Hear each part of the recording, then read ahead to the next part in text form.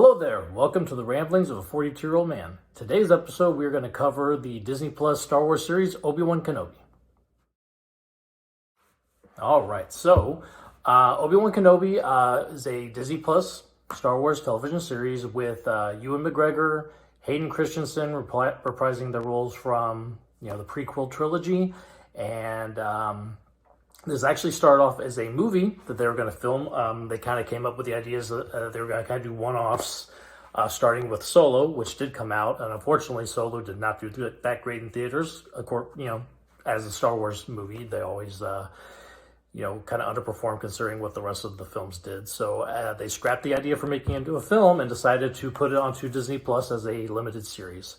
And so they were able to bring in Ewan McGregor reprising his role. They were able to bring in Hayden Christensen to do some work as Vader / Anakin Skywalker. And it takes place between Episode 3, Revenge of the Sith, and Episode 4, the original Star Wars, which I believe is now called A New Hope. And again, started off as a film. Solo kind of bombs, so they decided they're going to rework it, put it into a limited series, and they released on the Disney Plus of May 27th of last year. First 2 episodes aired, and then they kind of went weekly from there for the remaining 4 episodes. So 6 episodes total, covered from May to about the end of June, I believe, was when it was all done. Came out to mixed reviews. A lot of criticism around directing style, some of the writing of it. Some choices that were made of the film, and I'll admit when I get to my kind of thoughts of it, it does definitely look more like a TV show sometimes than a film. And you're kind of used to like shows like The Mandalorian and Book of Boba Fett. They kind of look very cinematic, but this one definitely had a little bit of a flat look to it. So I can agree with some of the criticisms there, but the acting level of this was great, and it was praised across the board. Critics really high praise for the acting, especially Ewan McGregor, giving it his all again as Obi-Wan. But let's get into a little bit about the show, what the show covers. So as we left Obi-Wan in Episode 3, he had just dropped off Luke with his aunt and uncle, and he kind of went off into the desert. So he's in exile on the desert of Tatooine. He keeps an eye on Luke, but he does it from a distance. He doesn't go and talk to him or anything. He just kind of keeps an eye on him through binoculars, watching every now and then. And the uncle knows he's there. Uncle Owen knows he's there, but is not really happy with him. He doesn't really want him involved with Luke in any way because he kind of blames him a little bit for the way that Anakin fell to the dark side. He does not want that to happen to Luke, obviously.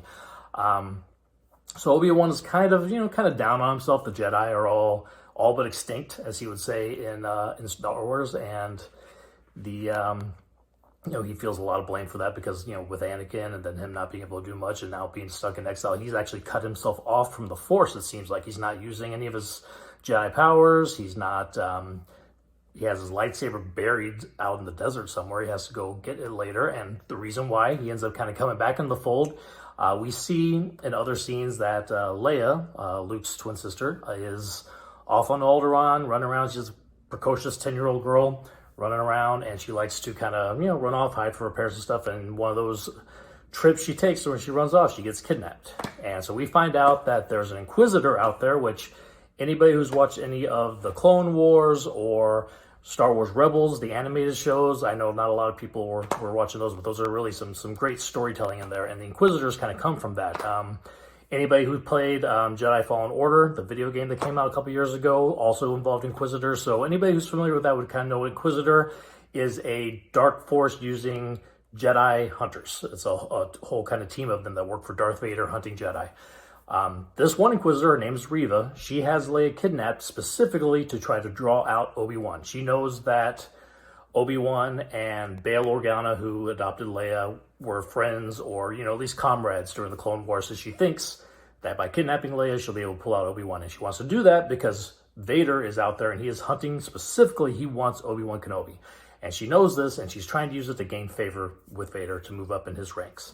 And there's some other stuff with her that you will find out later. I will not spoil that. There's some interesting plot developments that happen with that character. But Vader's out there, really wants to find Obi-Wan, pretty much for revenge for the way that Obi-Wan left him at the end of Episode 3. And there are, over the 6 episodes, there are a couple of confrontations between Obi-Wan and Darth Vader.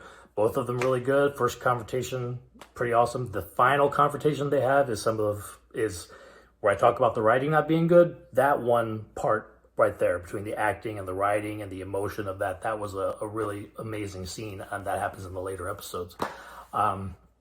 Actors are all giving it their best. I mean, like I said, Ewan McGregor is just knocking it out like he always does with Obi-Wan. He's definitely, I still believe, the best part of the prequel trilogies, and he's obviously, this show revolves around him, so he's a big chunk of it. So thank goodness he's still giving it his all in this role. And no matter what's going on with the acting or the directing, his performance as Obi-Wan is right there, stunning, just like he always is. And, like I was talking about near the beginning, some of the writing choices are a little funky. Some of the directing choices are a little funky. There's chase scenes that happen in the first couple episodes that kind of look like something that were filmed on like a street outside my house. I mean, there's definitely some wonkiness there, but a lot of the emotional beats are still able to hit. It's really neat seeing, little Leia and her hanging out with Obi-Wan, and we kind of get an idea of why at the beginning of Star Wars she's reaching out to him to help, help me, Obi-Wan Kenobi, you're my only hope, and that's because she has this relationship that she built in this show. So this show kind of goes to giving us a little bit of a backstory into how Leia knows Obi-Wan and why she believes that he can help her out in the original Star Wars movie. And so that's really good to see. The girl they got to play Leia does a really amazing job. Sometimes kid actors can be hit or miss, but she's really on point. There's also some great guest starring appearances. I mean, you got Kumail Nanjiani is in there, and he doesn't have a lot to do, but every time he's in there, he's just really fun to watch. I mean, just like when he was in the Eternals or the comedy that he was in, I believe it was Lovebirds or something. Anyway, he's always fun to watch on screen. He's giving it his all in this in the few scenes that he has in this series as well. That kind of brings me to Hayden Christensen. A lot of people are kind of wondering how are they bringing him back? Obviously he's in the Darth Vader suit a lot, but there are some flashback scenes to some scenes between him and Obi-Wan when they were still, Master and Padawan learning together. And then there are also some scenes where you see Vader out of helmet.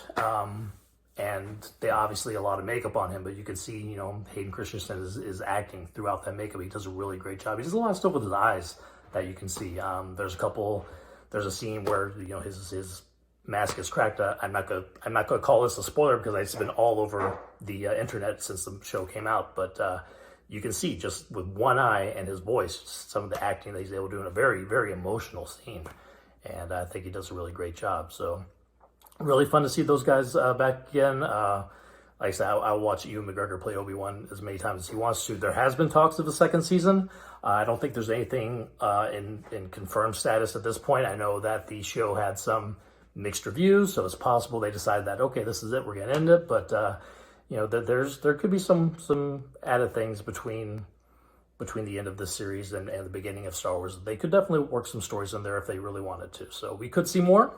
Who knows?